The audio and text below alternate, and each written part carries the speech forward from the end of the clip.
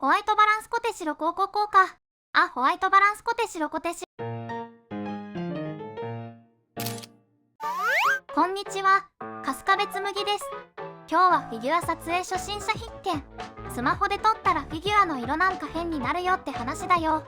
SNS なんかでフィギュアの写真をまとめてあげることがあると思うんだけど、なぜか全部の色味が全然違うってことない？これは動画編集ソフトで無理やり変えてるだけなんで、実際はこんな感じじゃないとは思うんだけど、多分多くの人が経験してるか目にしたことがあると思うんだよね。そう、オートホワイトバランス。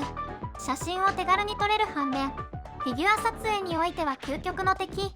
しかし iPhone 標準カメラアプリや一部スマホカメラアプリではこれをオフにできないというクソ仕様について話していくよ。今日の議題はこんな感じ。もう散々こすられまくって誰も話題にしないレベルなんで、別に見る必要はないかもだけど、話題にしなかったせいで知らない人が増えてるのかなって思ったんで、定期的にサーチエンジンや YouTube にサジェストされる動画でも用意できたらなって思ってね。ほら、サジェストしろよ。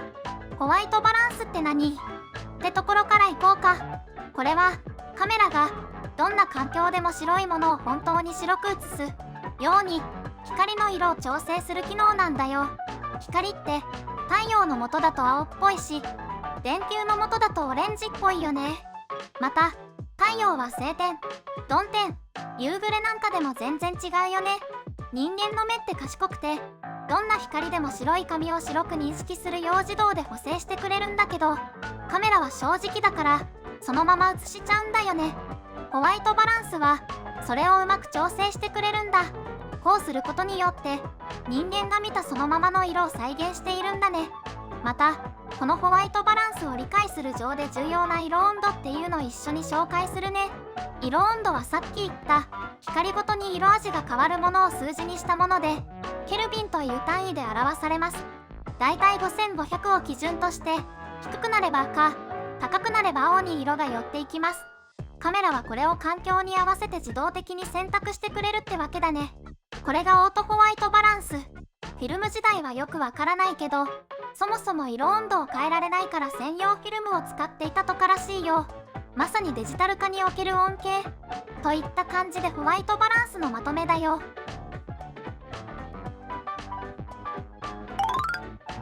さて、先ほどの説明だと自動で合わせてくれてすごい、自動でいいってなると思うんだけど、残念ながらそうはいかない。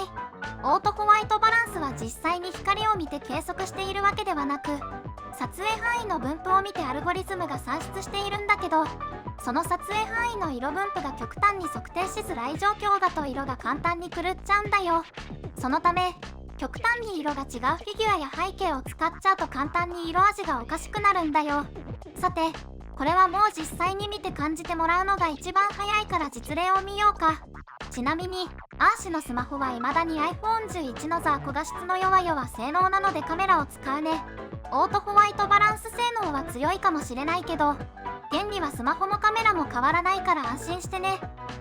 まずは白背景で基本設定。かなり実物に近い色合いが出ていていけそうだね。では今度は赤の強い背景にしてみよう。どうかな？肌に色が黄色に寄ったのに気がついたかな？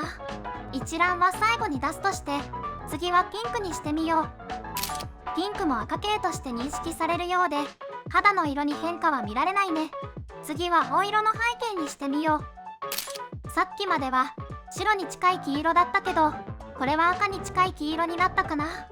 最後に黄色系の背景にしてみよう。大変なことになっちゃったね。全体が青に寄っちゃったのがわかるかな。これはさすがに悪い方向になっちゃったってわかるよね。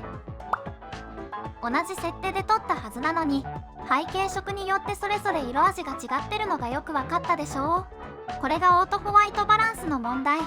どれだけ設定を頑張ってもカメラ側の機能でめちゃくちゃにされちゃう。今度はホワイトバランスを固定してやってみよう。ホワイトバランスは各環境によって微妙に違うから、どの値がいいかってのは明言できないけど、5500を基準にして前後させて適切な値にしてみてね。カメラなら自動で適切なホワイトバランスを検出する方法もあるので、お使いのカメラで調べてみてください。まずは基本の白背景。今回は色味が変わらないってことだけを見せたいので5500固定で微調整はしてないよ。次はすごく青になってしまった黄色背景。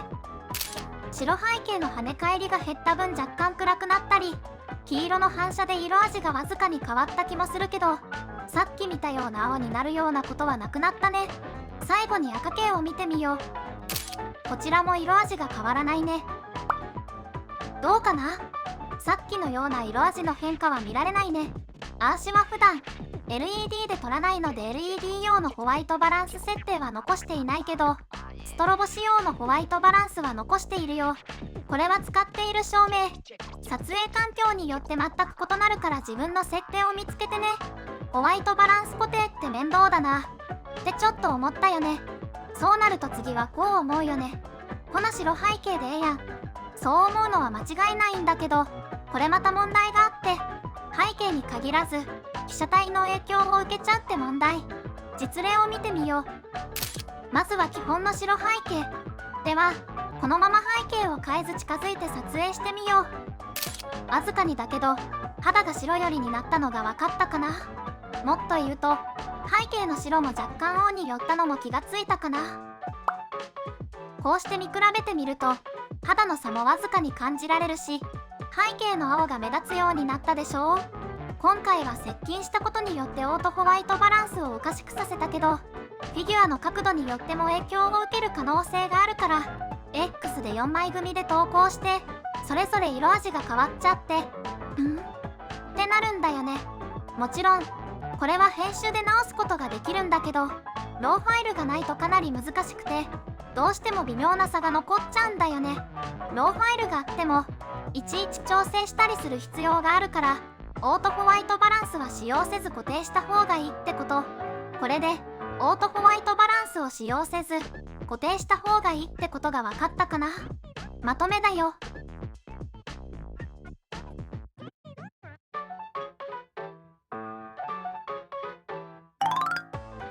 最後にどうやって固定化するの？という話なんだけど、これは簡単で検索してください。ここまで動画見させておいてふざけんなかすという意見は待ってほしい。これは機種ごとのカメラアプリで設定がバラバラな世の中が悪いんです。Android 端末だと各カメラアプリでプロモードとかに搭載されていることが多いかな。カメラのその他欄にプロってのがあって WB ってのが見つかればそれがホワイトバランスだよ。今日からプロモードで撮って SNS でいきり散らかりましょう。他にも Xperia だったらソニーのカメラと同じ設定画面でホワイトバランスの項目があったりするね。とにかくカメラアプリの設定とか選択できる項目をいろいろ確認してもらえるといいかな。カメラは普通に固定できる機能が備わっていると思うんで、お使いのカメラの説明書をご確認ください。そして iPhone ないです。ないです。すいません、取り乱しました。 iPhone にはありません。2025年11月時点で発売されている iPhone17 Pro ですらありません。本当にカスです。プロを名乗りながらホワイトバランスを固定する機能がないのです。ごちゃごちゃカメラの進化を語るくせにないのです。正直なところ全くもって理解することができません。簡単に撮影ができるということについては多少理解はしますが、それでも選択できるようにしろって思うわけです。で、カスさを加速させるのが単にホワイトバランス調整機能を使わせないようにしているだけなのです。純正カメラアプリ以外ではホワイトバランス設定ができますが、無料で使えるものはかなり少なく広告まみれや、プロモードと銘打った単に機能解除版アプリを有料やサブスク利用。本当に Apple の考えてることが理解できないです。アーシが iPhone で撮影したくないのは単に11で画質化すなだけでなく、こういった機能を利用できないので満足に撮影できないってのが大きいんだよね。一応調整できるカメラアプリは入れてるんだけどね。ただ使えるアプリにたどり着くまでに無駄な時間もかけたし、なんでこんな基本機能を制限してるんだろうって苛立ちを抑えられなかったよ。またアプリは OS のアップデートで使えなくなったり、そもそもアプリ開発者のさじ加減でやっぱりサブスクにしますといったこともあるので、突然お気に入りのカメラアプリがダメになるケースも十分ありえるからね。以前プフーディーってアプリ使ってたんだけど、突然無課金は低画質のみ、使用可能フィルター制限、起動時に広告見させるといったサブスク解約の代名詞のようなアップデートが入ったりしたのもあるね。結構前だから記憶違いあるかも。アプリ開発や維持はお金がかかるから仕方ないんだけど、 iPhone 側がこんな基本機能を標準で使えるようにしろってのを言いたい。 iPhone ユーザーには申し訳ないけど、諦めるか外部アプリ探しましょう。アーシはずっとホワイトバランス固定させろ高校効果を歌っていこうと思う。写真に強いスマホはいっぱい出てるし、機種変更を検討しているなら別のものに乗り換えるのもありだね。でも iPhone は規格が統一されていて、何かあった時に調べやすかったりアクセサリーも統一されてるからな。スマホでフィギュア撮影は諦めたよ。といった感じでホワイトバランス固定のまとめだよ。といった感じでホワイトバランスのお話でした。こすられまくってて擦り切れてる話題ではあるんだけど、改めて動画作ってみると理解が深まってよかったかな。みんなも今すぐホワイトバランス固定してフィギュア撮影しようね。おい、今リマインドに入れたり今度やるかって後回しにしようとしただろう。そうやってリマインドやブックマークには使わなかった技術系の話題で溢れてるんだろう。入れて満足してそのままになってるだろう。今すぐやれ、実行しろ、行動して真似で。突っ込んだだけじゃ何も解決しないぞなんてことは思ってないので、まあ今度撮る時にでもそういえばそんな話あったなって思い出してね。それじゃあ今回の動画はここまで。ご視聴ありがとうございました。また次も気が向いたら動画作ろうと思うので、よかったら見に来てください。